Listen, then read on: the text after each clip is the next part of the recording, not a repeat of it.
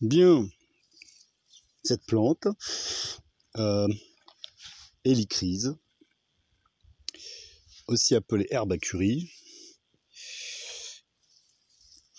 ça sent bon. Je viens de regarder parce que je n'étais plus très sûr sur internet. Donc cela n'a rien à voir avec le curry indien. L'arbre à curry indien s'appelle Mouraya d'ailleurs, et du coup je serais bien intéressé d'essayer de m'en trouver des graines puisque je consomme du curry tous les jours. Mais celle-ci est quand même comestible, même si elle n'a rien à voir avec le curry indien. Donc immortelle italienne. Bon, je commence à avoir beaucoup d'immortelles moi.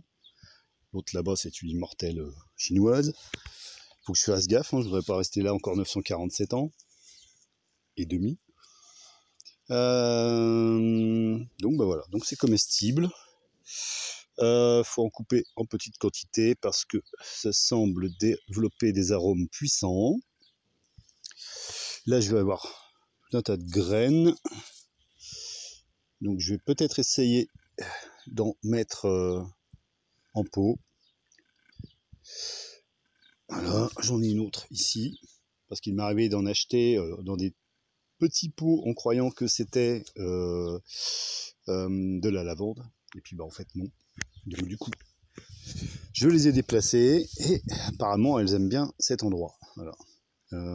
Lorsque je les avais mises avec la lavande ou les lavandes, parce que je crois que j'en ai plusieurs variétés, bon comme d'hab j'ai pas retenu les noms, du coup elles végétaient, elles ne se plaisaient pas trop. Bon voilà, depuis que je l'ai mise là ça va mieux. Donc ça c'est cool, ça me fait une aromatique de plus que j'ai pour le moment en abondance. Je cherchais aussi des informations sur un champignon qui pousse partout autour de mon campement. Alors j'ai cherché d'abord dans un de mes bouquins, j'ai trouvé que c'était un champignon plutôt inintéressant. Voilà, c'est celui-ci, scléroderme. Alors celui-ci serait le scléroderme citronus, je sais pas quoi. Voilà, une couleur un peu jaunâtre, une peau grumeleuse, un pied très court, voire même pas du tout de pied. J'en trouve aussi partout sur des souches. Lorsqu'on le coupe en deux, il est tout noir à l'intérieur. Voilà, cela aussi. Bref, j'en ai un peu partout. Alors, j'avais essayé d'ensemencer avec... Oh ouais, mais ils sont carrément énormes ceux-là. Oh désolé, là dans le sous-bois il fait plutôt frais. Puis là je te suis torse-poil. Yop. Ouais bon ceux-là sont de bonne taille. Ah oui j'en ai. Alors c'est drôle parce que donc j'ai ensemencé ici avec du mycélium d'Agaric bisporus, autrement appelé champignon de Paris. Ça n'a rien donné parce que bien sûr le sol ici est beaucoup trop acide. Et que justement si le champignon de Paris pousse bien dans le Vexin, hein, c'est parce que c'est très calcaire. Bref. Bon par contre celui-ci du coup c'est dommage parce que j'en ai plein. Il n'est pas conseillé d'en manger ou en très petite quantité. Et puis pas à ce stade-là, hein, vraiment quand ils sont tout neufs. Parce que sinon... parce que sinon... je vais en couper un pas trop gros. Je suis désolé mon petit lapin. Alors je vais essayer de faire ça avec une seule main. Voilà, celui-là déjà est en phase de production de spores. Donc là je viens de lire quelques articles. Donc quand il est frais, il ressemble pas à ça, hein. Il a une chair grisâtre, voire noire, très dense. Là celui-ci est déjà vieux. Malgré que ce ne soit pas une vesse parmi les vesses de loup, il est parfois rangé dans des articles concernant les vesses de loup. D'ailleurs j'ai appris que vesse de loup en fait ça veut dire le paix du loup. le vesse, en fait c'était un vent, un paix quoi, qui ne fait pas de bruit, voilà, parce que la veste de loup quand elle balance ses spores, ben voilà, je vous fais pas un dessin. Donc je cherchais si malgré tout ce champignon donc toxique, si on en mange très très peu ça va, si on en mange beaucoup ça va plus. Apparemment il était utilisé aussi par des tricheurs en gastronomie pour remplacer la truffe. Ben ouais. Donc je cherchais si je trouvais des propriétés en officinales, en herboristerie. Alors sur les vesses de loup j'ai trouvé beaucoup de choses intéressantes, mais sur celui-ci pas grand chose, voilà. Alors c'est dommage parce que j'en ai en abondance. À voir si, une fois séché, donc les vestes de loup par contre, ouais, il y a des articles vraiment intéressants. D'ailleurs j'ai découvert même des titres d'ouvrages de type magie forestière. Et l'auteur c'est une femme, je crois que c'est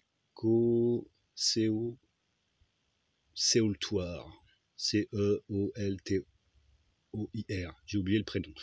J'ai noté le nom du bouquin et de l'auteur quelque part et je regarderai si cela m'intéresse.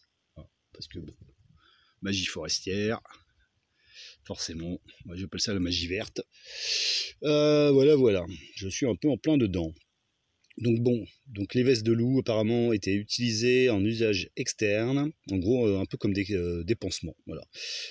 Lorsqu'ils sont au stade des spores, on en saupoudrait sur des plaies, et sinon on pouvait les couper en tranches et les poser sur des plaies. Et apparemment ça arrêtait des saignements. Voilà, c'est tout ce que j'ai retenu, hein, il y en avait plusieurs pages. Bon.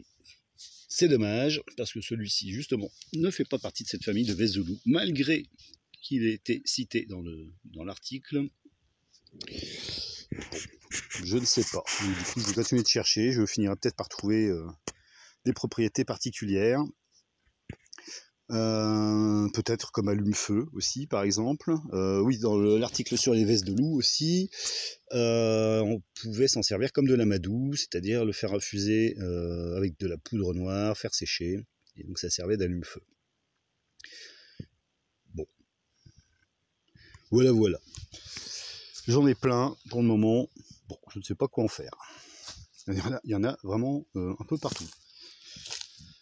Voilà. Bon. Aïe, ça c'était. Enfin, aïe. Non, pas aïe. Aïe pour l'araignée, oui. Parce que là, je vais me mettre la tête dans une toile d'araignée. Et d'ailleurs, dans ce même article sur les vestes de loup, apparemment, les Amérindiens utilisaient justement cette poudre à base de spores mélangée avec de la toile d'araignée pour faire des pansements.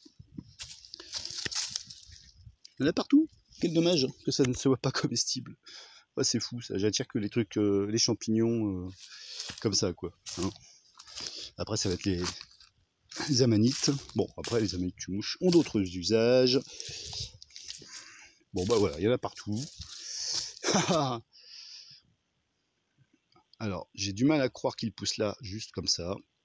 Parce que là, c'est la première année où j'en vois autant. Alors, c'est peut-être aussi parce que j'ai gratté le sol pour faire des tas de feuilles pour mon compost.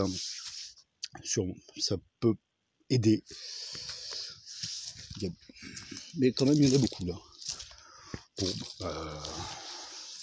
hein, alors, petit champignon, dis-moi, pourquoi pousses-tu ici? Qu'est-ce que tu me veux, hein? As-tu quoi que ce soit à m'apporter ou c'est... Bon, après, c'est joli. Je trouve pas ça si laid que ça. C'est marrant d'avoir des billes comme ça un peu partout. Tant que c'est pas dangereux pour la santé. Bon, allez, hop.